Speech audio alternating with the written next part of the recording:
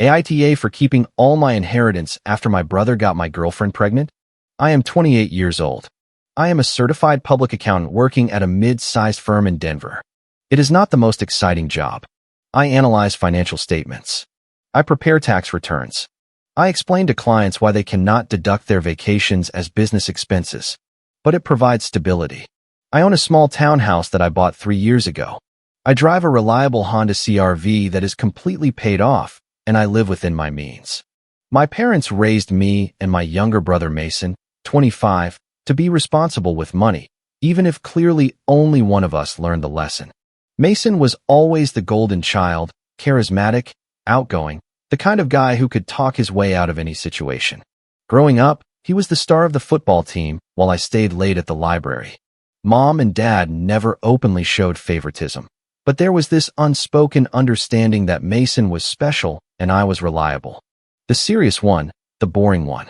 Guess which one of us is more useful in a family crisis? Not the boring one.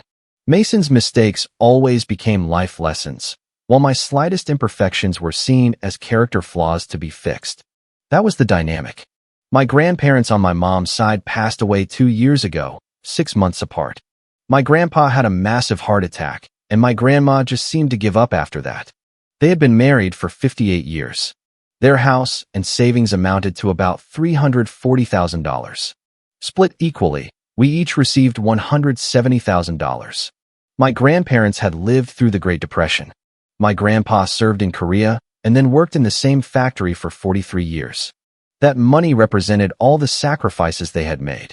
They left a letter explaining that this inheritance was meant to be a foundation for our future. Buy a house, start a business, invest in your future. Do not waste it on frivolous things, my grandpa wrote. This represents all the sacrifices we made so you could have a better life than ours. I took that very seriously. I immediately paid off my $45,000 in student loans. I invested $80,000 in index funds and bonds. I kept $40,000 as an emergency fund, and I used the remaining $5,000 for the final renovations on my house. Boring, responsible, exactly what he wanted. Mason spent his entire share in 14 months. First the pickup truck, a flashy fully loaded Ford F-150, around $65,000. Then trips to Vegas, designer clothes, expensive dinners where he paid for everyone.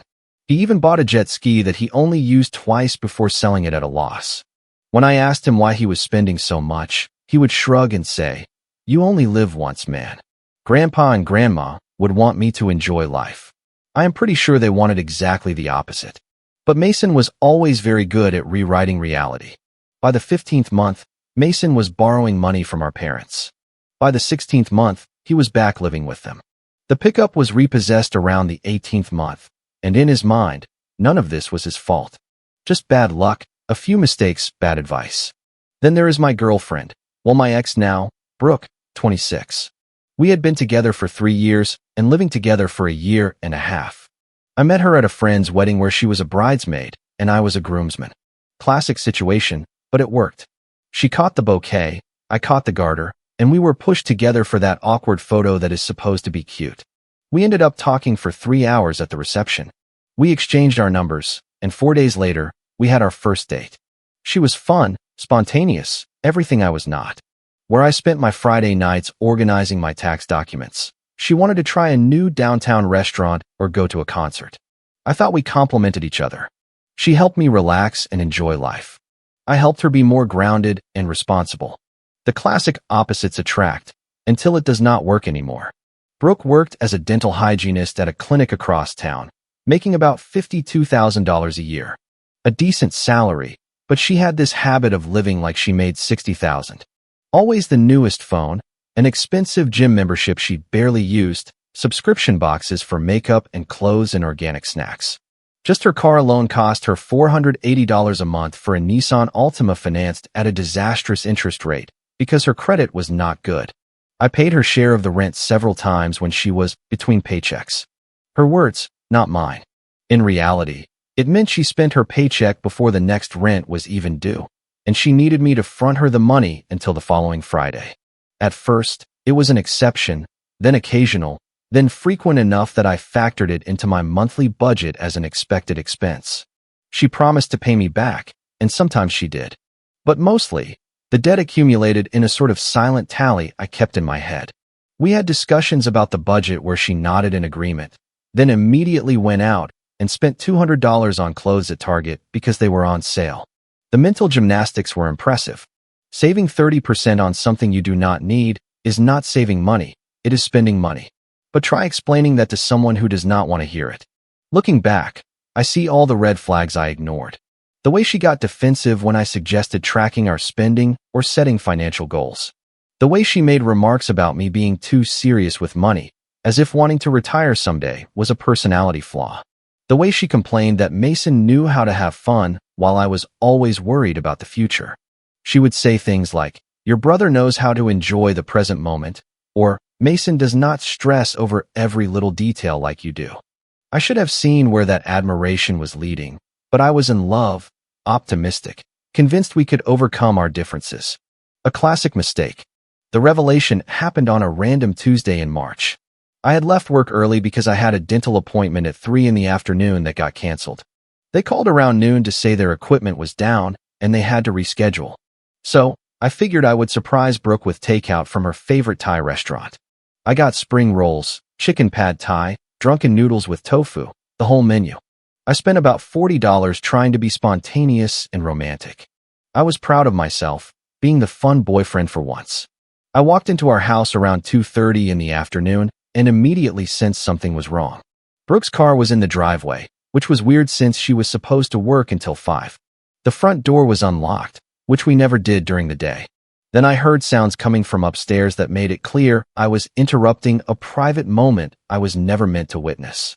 I stood in the hallway for probably 30 seconds, the Thai food getting cold in my hands, my brain trying to process what was happening. Part of me wanted to turn around and leave, pretend I never came home early, preserve the illusion of my relationship for a few more hours. But I had spent 3 years with this woman, paid for a part of her life, and I deserved to know the truth. I walked up those stairs as if I were walking to my own execution. Every step felt heavier than the last. My heart was pounding, but my hands were steady. That weird state where you are aware of everything, but nothing feels real. I opened the bedroom door and found Mason and Brooke in a compromising situation, their faces a mix of shock, guilt, and panic. The bedroom I had furnished, the king-size bed I had bought, the nightstands I had assembled myself, the lamp I had picked out, my own brother and my girlfriend in my bed, in my house. The small detail that stuck with me for some reason was that Mason had been in such a rush that he had not even taken the time to remove his socks. Mason tried to speak first. "Man, I can explain." I raised my hand. I did not say anything. The Thai food was still in my other hand, feeling heavier and heavier. I walked calmly over to the dresser. I set the food down, turned around, and walked back downstairs. I grabbed my laptop from the office, my important documents from the filing cabinet, passport, birth certificate, social security card, my car title. I grabbed my charger from the living room and left everything else. The whole scene lasted maybe 5 minutes. I did not yell. I did not throw anything. I did not give them the dramatic confrontation they were probably expecting. I just methodically gathered what mattered and walked out the front door. I got into my car, backed out of the driveway, and drove away while they were still upstairs, probably trying to figure out what had just happened. I drove to an extended stay hotel near my office and booked a room for a week. The receptionist probably figured out something was wrong. I was in work clothes with a laptop and a folder of documents and nothing else. But he stayed professional, asking no questions. He just gave me a key and pointed out the parking lot. Then I sat on the hotel bed and stared at the wall for about an hour, trying to digest what I had just seen. The beige walls, the polyester bedspread, the landscape painting probably found in thousands of identical rooms across the country. Everything was designed to be neutral and forgettable. The perfect setting for the end of a relationship. My phone started blowing up around 4 in the afternoon. Brooke first, then Mason, then my mom. I ignored them all. I turned my phone off completely and stayed in that hotel room in total silence, feeling nothing and everything all at once. The shock was like anesthesia. I knew I should be feeling something, but there was only a cold numbness spreading in my chest. The next morning, I went to work as usual. I put on the spare shirt I keep in my car for emergencies. I finger-combed my hair. I arrived at the office at 8 in the morning sharp. I told my boss I was dealing with a personal situation and might need some flexibility in the coming weeks. He was understanding. One of the perks of being a reliable employee for 5 years is that people give you the benefit of the doubt when you need it. Take all the time you need, he told me. We have got you covered. During my lunch break, I finally checked my phone. 47 missed calls, 83 messages. The progression was fascinating from a psychological standpoint, like watching someone go through the stages of grief, but in reverse. Brooke's messages started with panic. Please call me back. We need to talk. I am so sorry you had to see that. Then came the justifications. You have been so distant lately. I needed someone who understood me. Mason was there for me when you were not. You work all the time and never pay attention to me. Then anger. You cannot just abandon me like this. I have nowhere to go. You are incredibly selfish, and at least have the decency to answer your phone. Mason's messages were simpler. Bro, I messed up. Can we talk? I know you are mad, but ignoring me like this is not cool. Then nothing after the 6th message. At least he had enough sense to know when to shut up. My mom's messages were the most interesting. Your brother called me. He is very upset. What happened? In a family, we work things out together. Call me back immediately. It is not like you to ignore my calls. Mason says you walked in, saw something, and left without a word. That is not how we handle problems in this family. I replied to my mom with exactly 7 words. Mason had been involved with Brooke. We are done. My phone rang 30 seconds later. I did not answer. She called 6 more times before leaving a voicemail that I listened to 3 times because I could not believe what I was hearing. Honey, I know you are upset, but Mason explained to me what happened. He and Brooke developed real feelings for each other. It happens. You cannot just cut off your family over this. He did not mean to hurt you. But sometimes people connect in unexpected ways. Call me back so we can discuss this like adults and figure out how to move forward. Okay, wait a second. That voicemail. I had to listen to it 3 times to make sure I did not misunderstand. Mason and Brooke developed real feelings for each other. It happens. It happens. Ma'am, your youngest son had been involved with your oldest son's girlfriend in his house, in his bed, probably for months. And your reaction, your first instinct as a mother, is to call it what? A coincidence? As if feelings just fell from the sky by chance onto your son and his brother's girlfriend. As if they accidentally tripped into a betrayal. And then she says he did not mean to hurt him. He did not mean to. So all those times Mason came over to borrow tools, all those times Brooke said she was working late, all that sneaking around, it was just a huge accident. No one had any intentions. But here is what is truly disturbing, and you need to hear this clearly. That voicemail tells you everything about how this family has always functioned. Mason's mistakes have always been framed as misunderstandings. His failures have always been softened, turned into learning experiences. This woman has shielded him from consequences his whole life, and she is doing it again. Except this time, the person hurt is not a stranger, it is her other son, and that is what makes the situation really hard to watch. Anyway, back to the poster. It happens, as if my brother accidentally tripped and fell into my girlfriend. As if it were an unavoidable natural disaster instead of a deliberate betrayal that had probably been going on for months. Real feelings, as if that justified anything. I did not call back over the next few days. I handled the practical aspects with the same methodical approach I use for tax returns. I talked to my landlord to break the lease. It turned out I could do it with penalties since only my name was on it. Brooke had never officially moved in from an administrative standpoint. She had been living there for 18 months. But we had never updated the lease because I feared exactly this kind of situation. Call it paranoia or financial foresight. But it saved me a lot of complications. I gave a 60-day notice, paid a penalty equivalent to 2 months' rent, and started looking for a new place. Impossible to stay in a place now tainted by their betrayal. I changed all my passwords, email, banking, streaming services, everything. I took Brooke off my phone plan, which saved me $40 a month. I separated our Netflix and Hulu accounts. I called the electric and internet companies to notify them of my move and told them she would need to open her own accounts if she wanted to stay. The administrative work of a breakup is strangely therapeutic. It is concrete, defined, something you can control when everything else feels chaotic. I hired movers to pack my things while Brooke was at work. I scheduled it for a Wednesday afternoon, knowing she had a full day of appointments. I left everything that was hers or that we had bought together. The couch we picked out at Ashley Furniture, the coffee table from Target, the kitchen appliances we had put on a registry when we talked about getting married someday. I did not want any reminders of the life I thought we were building. I found a decent one-bedroom apartment across town, signed a 1-year lease, and moved in within 2 weeks. The new place was smaller, but it was mine. No shared memories. No ghosts of a relationship that was rotting from the inside out while I was too blind or too optimistic to see it. My parents started calling every day. I answered occasionally, keeping it brief and not giving them any leverage. I am fine. I am handling it. I need space. Then I would hang up before they could start their speech about family and forgiveness. Then came the attempted family intervention. 3 weeks after I caught Mason and Brooke, my dad showed up unannounced at my new apartment. I opened the door and found all 3 of them in the hallway, my dad, my mom, and Mason, like some sort of improvised ambush support group. Mason looked uncomfortable. My mom looked determined. My dad looked tired.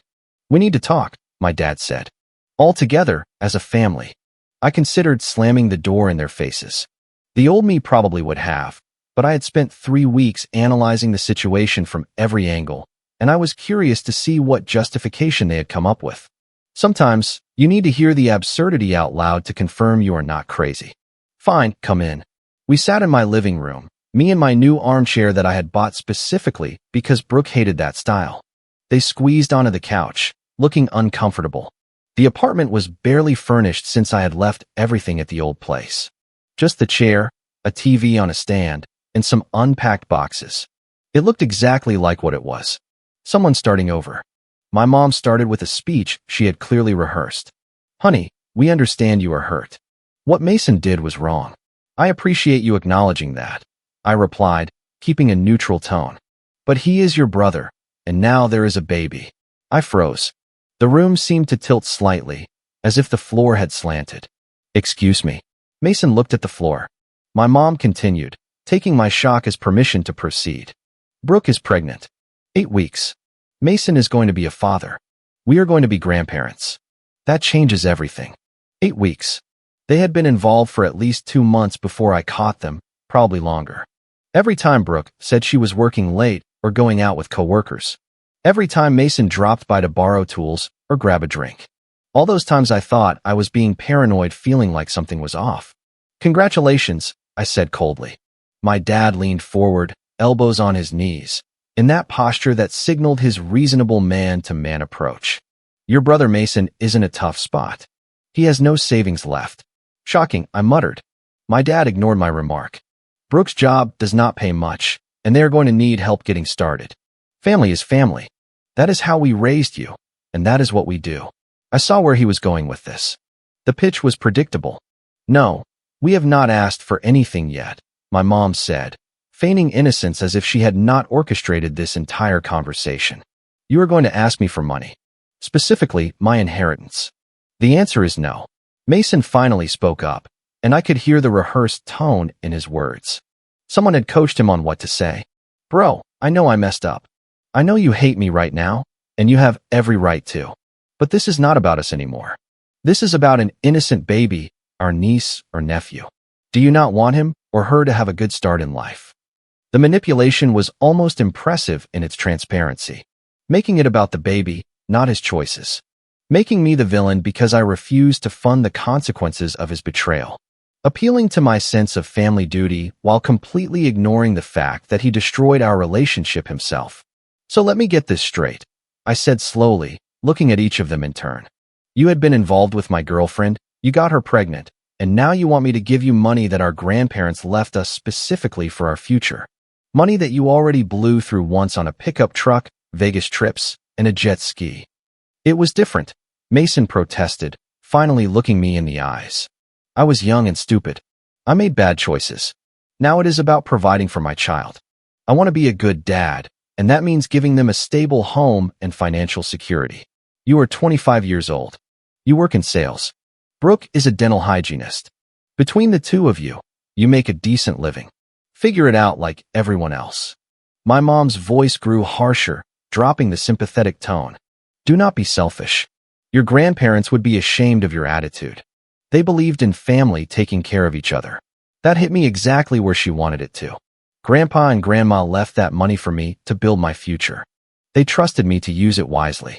Nowhere in their will or their letter did it say, "Give this money to Mason when he makes catastrophic decisions." My dad tried the reasonable approach again. No one is asking you to give him everything. Just help them with a down payment for a place. Maybe $30,000 or $40,000. You would still have plenty left. It would mean a lot to them, and it would show Mason that you are willing to put family first. Not happening. Are you really going to let your brother's child grow up struggling just because you are mad over a girl? My mom's disappointment was palpable, hanging in the air like smoke. This is bigger than your hurt feelings. It is about an innocent life. I am going to let Mason face the natural consequences of his choices. Maybe it will teach him something his parents failed to teach him. The temperature in the room dropped by 20 degrees. You could almost see the frost forming. That crosses the line, my dad said quietly, his jaw clenched. Oh, really? Because you were sitting there trying to convince me to bail out your favorite child after he betrayed me in the worst possible way. You did not even ask how I was doing. You did not acknowledge that I lost a 3-year relationship and a brother on the same day. You did not ask if I needed help moving or finding a place or processing what happened. You skipped right to, "How can we fix this for Mason?" Like always. My mom stood up, her face red. Fine. Be selfish. Keep your precious money. But do not come crying to us when you realize you destroyed this family over money. I am not the one who destroyed anything. They left. Mason did not even look at me on his way out. He just followed our parents like a child who had been told the conversation was over. I sat in my apartment for a long time after they left, wondering if I was being unreasonable, if maybe they were right and my emotions were clouding my judgment. Then I remembered the look on Mason's face when I caught them. Not remorse, not panic, not guilt for what he had done, but fear of what it was going to cost him. He was not sorry he had been involved with Brooke. He was sorry I found out and ruined the setup they had going. The harassment campaign started 2 days later, and it was organized in a way that clearly showed my family had called in reinforcements. My phone became a battlefield. Extended family members I barely knew were calling to tell me I was heartless. My Aunt Linda left a crying voicemail, saying families need to stick together through good times and bad, that blood is thicker than water, and that she was disappointed in how I was handling the situation. My Uncle Steve sent me a long text about Christian forgiveness and turning the other cheek, complete with Bible verses and everything. Brooke's parents also got involved, sending me a certified letter saying I had a moral obligation to help their daughter and their future grandchild during this difficult time. Apparently, Mason had spun the whole story to make it sound like I was bitter and refusing to help them out of pure spite because I could not accept that they fell in love. The letter even used the phrase, "finding true love," as if they were star-crossed teenagers instead of two people who betrayed someone who loved them both. The narrative they were sharing was clearly coordinated. I was the bitter ex who could not accept that Brooke and Mason found happiness together. I was using my inheritance as a weapon to punish them. I was putting money before family. I was selfish, cold, and I needed to grow up and let go of my grudge. None of them seemed interested in the actual timeline of events. None of them asked for my side of the story. They all just accepted Mason and Brooke's version and ran with it. I started documenting everything. Screenshots of messages, recordings of voicemails, copies of emails and letters. I created a folder on my computer titled Family Drama and kept adding to it. Part of me thought I might need it someday if the situation turned legal. Another part just needed the validation, seeing their words in black and white. Proof that I was not imagining this coordinated campaign to pressure me. My mom tried another approach, indirect guilt tripping. She started posting vague statuses on Facebook about how hard it is when children abandon family values, how money changes people, and saying she was praying for certain people to find their way back to kindness and remember what truly matters in life. The comments were predictable. Her friends offered support, asked what happened, and she responded with carefully crafted sentences that painted me as the villain without ever mentioning my name.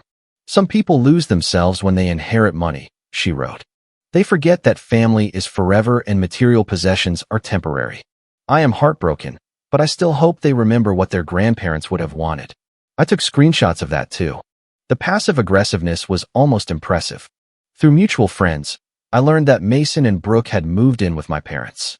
The house had become too expensive without my income to cover the majority of the expenses. Brooke had confessed to our mutual friend Emily that she could not afford the $1,400 rent on her own, and Mason was already struggling to pay his. So he was sleeping in Mason's old childhood bedroom, with the Star Wars poster still on the wall, saving up for their own place. Saving up, which apparently meant waiting for me to crack under the pressure and give them the money. 4 months into this nightmare, I got a call from my dad. His voice was tired in a way I had never heard before, stripped of its usual authority. "Your mother had to pick up extra shifts at the hospital," he said without preamble. "Mason cannot work overtime because Brooke needs help with her pregnancy. The morning sickness is bad, and she cannot be left alone. We are supporting 2 extra adults and preparing for a baby. It is not sustainable." That sounds tough. Do not be like that. I am talking to you man to man.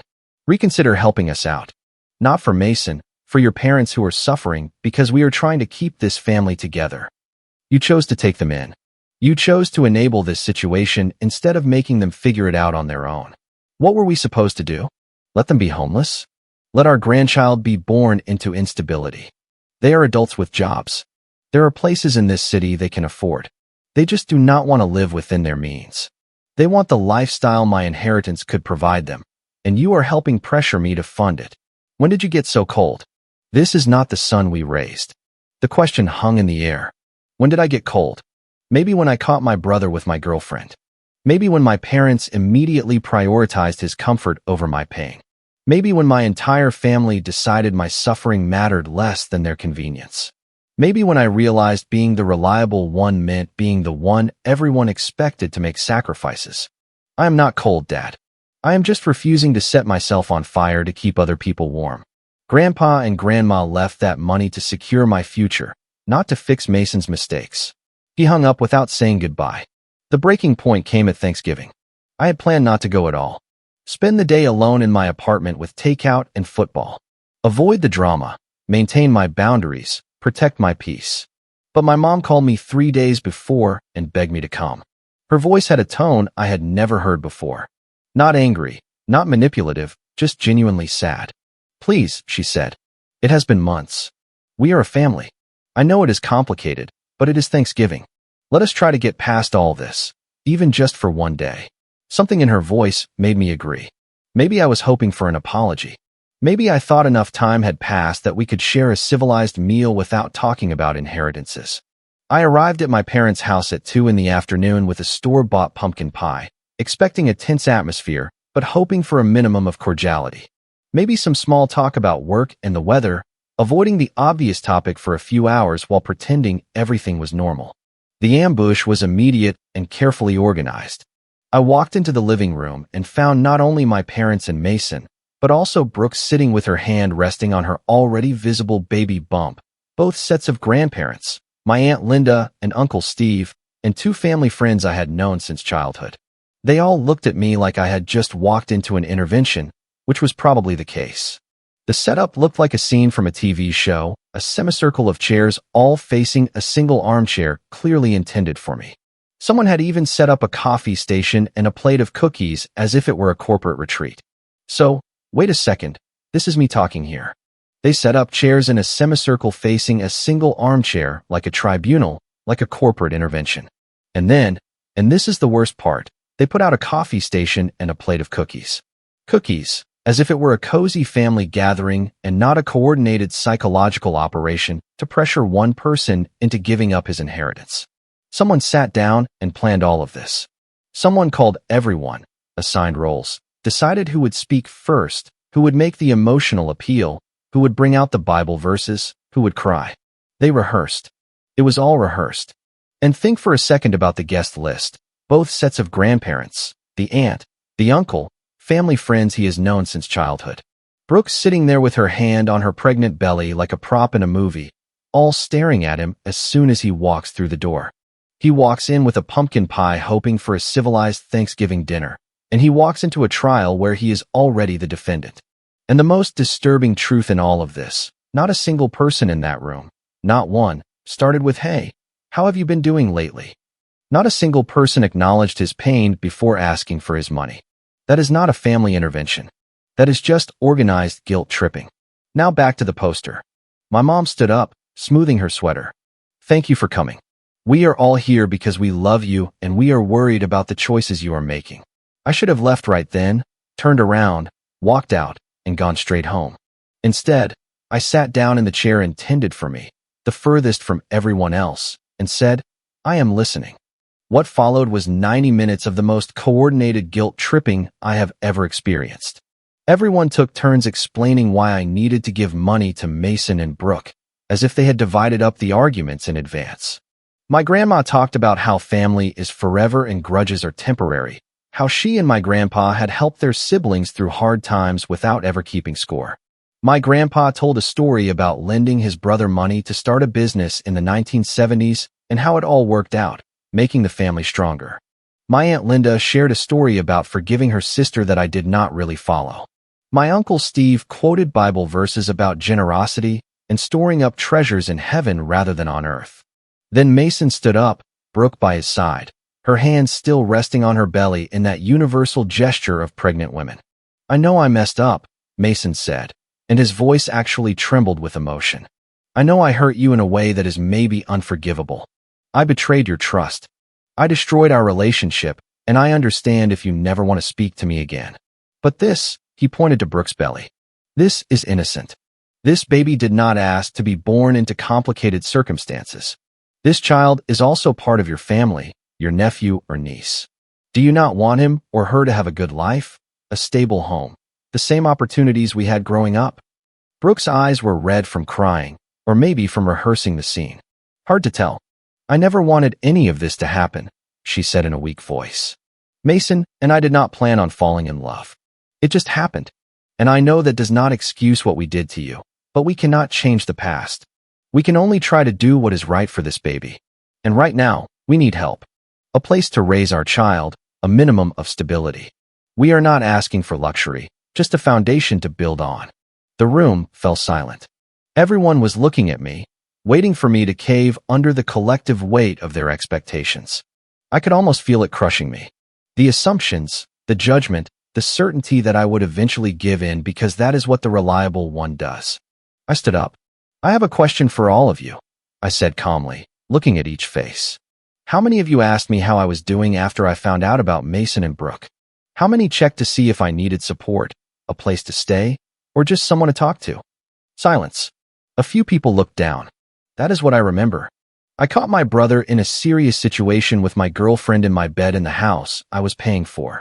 I moved out in 2 weeks, started over from scratch, rebuilt my entire life, and not a single person in this room reached out to see if I was okay. Not a single person acknowledged that maybe, just maybe, I was the victim in this story. My mom opened her mouth. I held up my hand to stop her. Instead, within weeks, you all rallied around Mason and Brooke. You made sure they had a place to live. You helped them plan their future. You demanded my money to make their lives easier. You told me I was selfish for not immediately forgiving them and opening my wallet. And now, you orchestrated all this. I pointed around the room. To pressure me into funding them. This is not about taking sides, my dad said.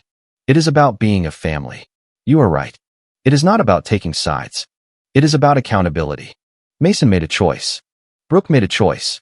Those choices have consequences, and I am not responsible for managing those consequences. I looked Mason dead in the eye. You got $170,000 from Grandpa and Grandma, just like I did. You blew it all on gadgets, trips, and temporary fun. That is not my fault. That is not my problem, and it is certainly not my responsibility to give you more money because you wasted your chance. Then I turned to my parents.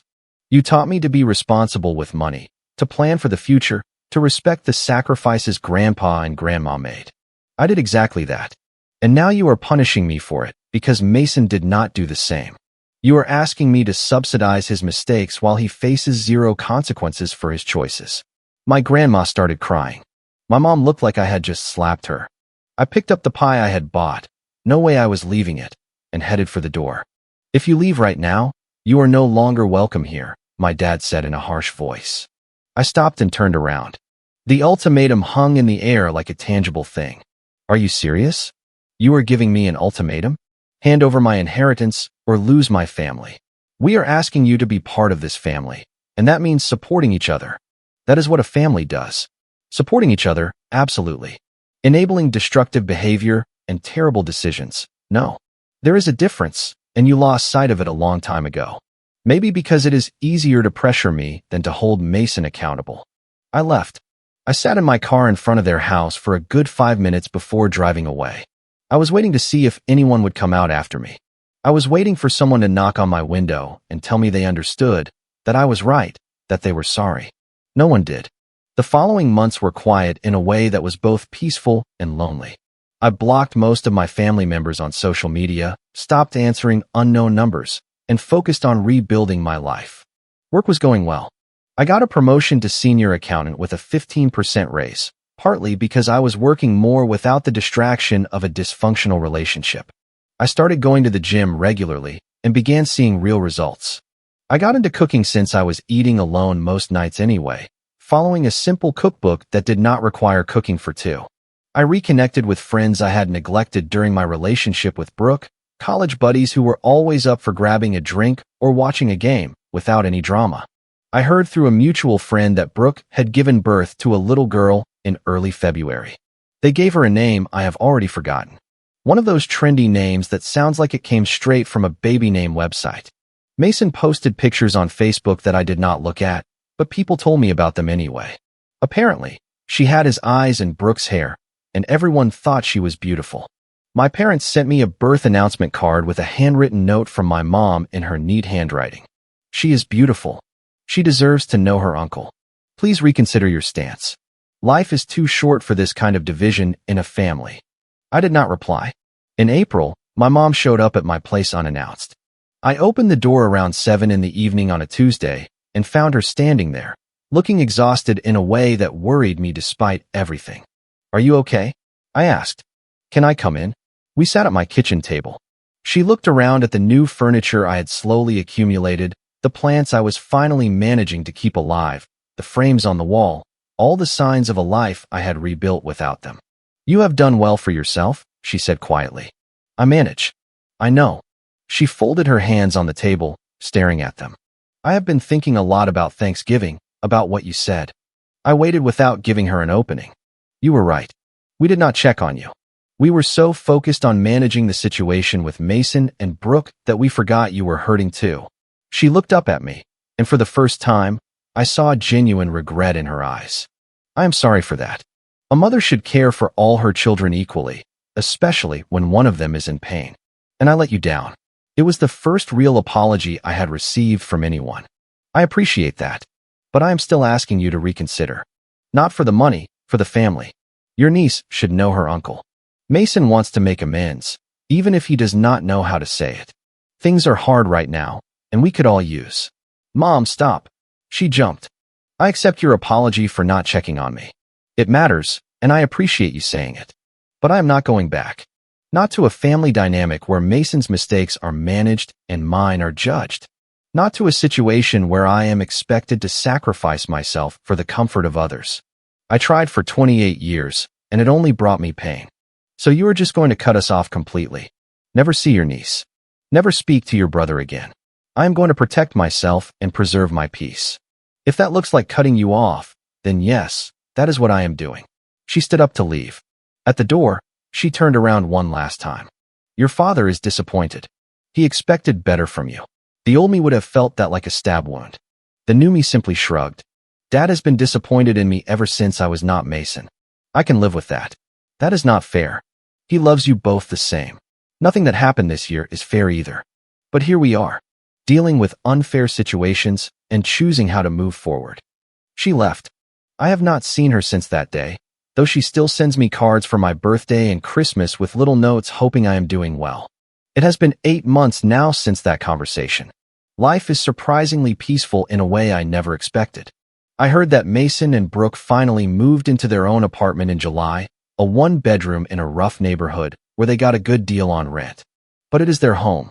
My parents are still helping them out with childcare several days a week, and probably financially as well. But that is their choice.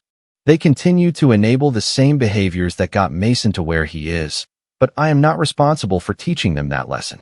Comment: I really hope this story gave you something meaningful to think about. Standing up for your self-respect is never easy, but it's always worth it. Learning to set clear boundaries can protect your heart and your future. Taking responsibility for your own happiness is one of the most empowering choices you can make. Healing takes time and patience, so please be gentle with yourself. Sometimes the best way to show love is by choosing peace for your life. True kindness starts with how you treat yourself in difficult moments. You deserve relationships that lift you up and respect your worth. Protecting your energy isn't selfish, it's necessary. Thank you for being here with me, and I hope these lessons help you create more calm and strength in your own journey. If you like the stories, don't forget to leave a comment and support the channel by subscribing. See you in the upcoming stories.